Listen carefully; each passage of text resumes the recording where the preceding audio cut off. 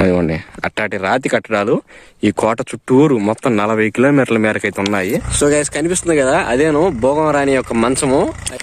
So ఇది ఒక hidden place గా చెప్పుకోవచ్చు. చాలా భయంకరంగా ఉంది దారి అయితే.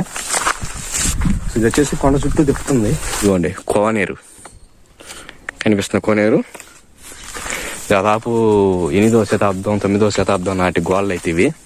అంటే ఈక్వాలిటీ ఆ కొండతో ఈ సమానంగా ఉంటుంది ఈ కొండ అయితే. మనం వెళ్ళాల్సింది ఆ కొండ మీదకి. ఇంకా సో ఈ కొండ అయిపోయింది. సో ఈ ద్వారం కొండ అయితే లోపలికి వెళ్దాం.